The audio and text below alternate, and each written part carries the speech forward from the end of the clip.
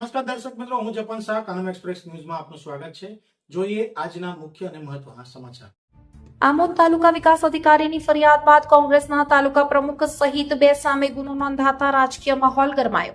સરકારી કામગીરીમાં અવરોધ, ધમકી અને હોબાળાના આક્ષેપ હેઠળ બીએનએસની વિવિધ કલમો લાગુ. કોંગ્રેસે ફરિયાદને રાજકીય કિન્નાખોરી ગણાવી તમામ આરોપો ફગાવ્યા. પુરાવા કોર્ટમાં રજૂ કરવાની જાહેરાત. રાજકીય રમત હેઠળ ફરિયાદ થઈ હોવાનું કોંગ્રેસનો આક્ષેપ. બીજી વખત આમોદમાં ભારતીય જનતા પાર્ટીના પ્રેશરથી અધિકારીઓએ ફરી ફરિયાદ કોંગ્રેસને બનાવ્યો નિશાન.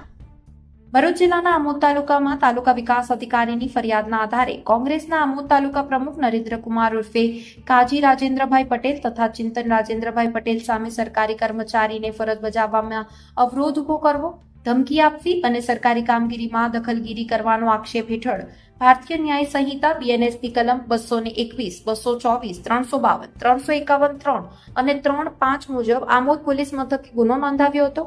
ફરિયાદ અનુસાર 4 ઓગસ્ટના રોજ તાલુકા પંચાયત કચેરી ખાતે તાલુકા વિકાસ અધિકારી પોતાની ચેમ્બરમાં સરકારી કામગીરી કરી રહ્યા હતા. ત્યારે બંને વ્યક્તિઓ કચેરી પહોંચ્યા હતા. ફરિયાદમાં આક્ષેપ કરવામાં આવ્યો છે કે બંનેએ કચેરીમાં ઉગ્ર બોલાચાલી કરી, સરકારી અધિકારી સાથે ગેરવર્તન કર્યું, અપશબ્દો બોલ્યા, ધમકી આપી અને સરકારી કામગીરીમાં અવરોધ ઉભો કર્યો હતો. આ ઘટનાથી કચેરીના કર્મચારીઓમાં પણ ચિંતાનો માહોલ સર્જાયો હોવાનું ફરિયાદમાં જણાવાયું છે. તાલુકા વિકાસ અધિકારીની લેખિત અરજીના આધારે આમોદ પોલીસે ગુનો નોંધી કાયદેસરની કાર્યવાહી શરૂ કરી છે. પોલીસના જણાવ્યા મુજબ સમગ્ર ઘટનાની તમામ દિશામાં તપાસ ચાલી રહી છે અને જરૂરી પુરાવાઓ એકત્રિત કરવામાં આવી રહ્યા છે.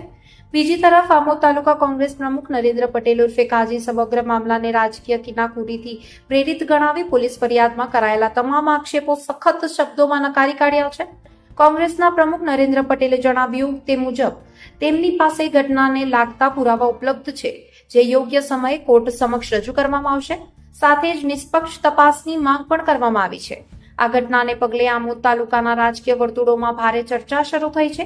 એક તરફ સરકારી અધિકારીની ફરિયાદના આધારે ગુનો નોંધાયો છે, જ્યારે બીજી તરફ કોંગ્રેસે આ કાર્યવાહી રાજકીય બદલવું હોવાનું કહી તમામ આરોપોને ફગાવ્યા છે.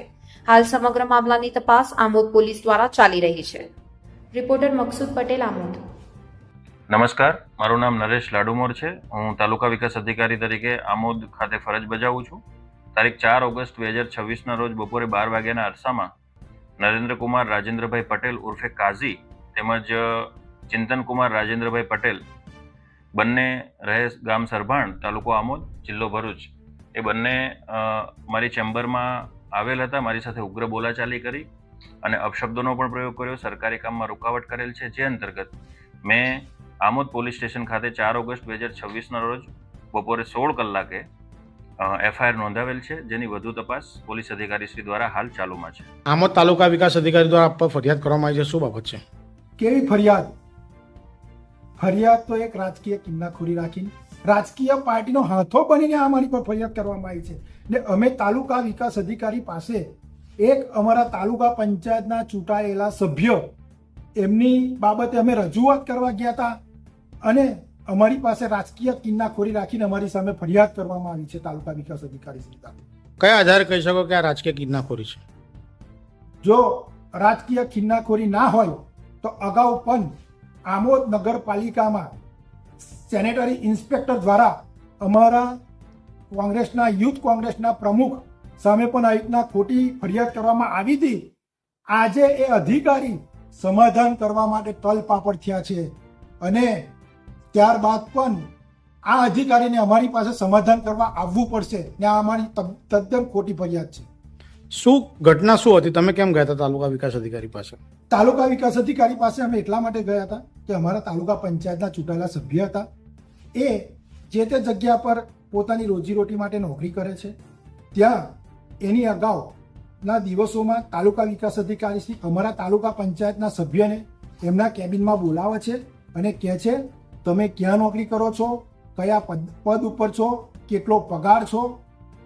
એ નોકરી પરથી બરતરફ કરવા માટે એવા નાકોશિશ પ્રયત્ન કરવા માટે આ ટીડીઓ શ્રીને અમે રજૂઆત કરવા માટે ગયા. કયા આક્ષેપ લગાવવામાં આવ્યા છે આપ પર? મારી પર આક્ષેપ એવા લગાવવામાં આવ્યા છે કે અમે માબેન શાહને ગાળો દીધી, જાનથી મારી નાખવાની ધમકી આવી અને ફરજમાં રૂકાવટ કરી. આ બની ત્યારે આપ પણ ત્યાં હતા એવું જાણવા મળે છે, શું બાબત છે?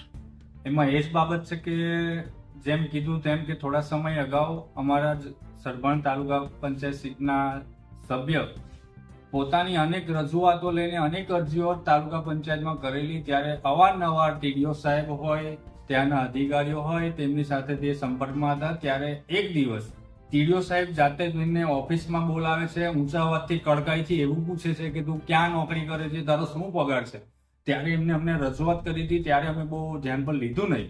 પરંતુ થોડા સમય અગાઉ જ્યારે જે જગ્યાએ જોબ કરે છે ત્યાંથી એમના મેનેજરને રાજકીય પક્ષના માણસો દ્વારા એમને દબાણ કરવામાં આવે છે કે એ ભાઈને ત્યાંથી નોકરીથી કાઢો. તેના અંતર્ગત અમે જાતે આમોદ તાલુકા કોંગ્રેસ સમિતિ પ્રમુખ અને ચિંતનભાઈ જાતે અમે ત્યાં આગળ એમને રજૂઆત કરવા ગયા હતા. રજૂઆત કરતા અમે જ્યારે રજૂઆત કરતા હતા ત્યારે કોઈ એ પ્રકારની ઘટના બની જ નથી જે રીતે એમને લખાયું છે. એટલે અમે કહેવા માંગીએ છીએ કે આ અધિકારીઓ એ પણ રાજકીય હાથો બની ગયેલા છે. એમને પણ એક જ વસ્તુ દેખાય છે કે કેવી રીતે કોઈ પક્ષ આપણને કેવી રીતે ખાલી કરવાનો. પરંતુ અમને અગાઉ પણ ન્યાયપાલિકા પર ભરોસો હતો, આજે પણ ન્યાયપાલિકા પર ભરોસો છે કે આવનારા સમયમાં કોર્ટમાં જે તે પુરાવા આપવાના હશે અમે પુરાવા આપવા માટે તૈયાર છે. કારણ કે અવારનવાર જ્યારે પણ વિપક્ષ કંઈ મજબૂત અવાજ ઉઠાવતું હોય, સાચા અવાજ ઉઠાવતું હોય, ત્યારે એમને દબાવવા માટે કંઈ ને કંઈ આ રીતે ખોટા કાવતરા કરવામાં આવે છે. તમે ત્યાં હતા, તમારું નામ કેમ નથી એફઆઈઆરમાં? એ તો હવે એમનો વિષય છે કે એમને મારું નામ કેમ નથી લખાવ્યું. પણ એટલું તો જરૂરથી કહીશ કે આછી સાચી હકીકત ને બધી જ વસ્તુ હું બહુ સારી રીતે જાણું છું, જેના આધાર પુરાવા આગામના દિવસમાં અમે આપીશું.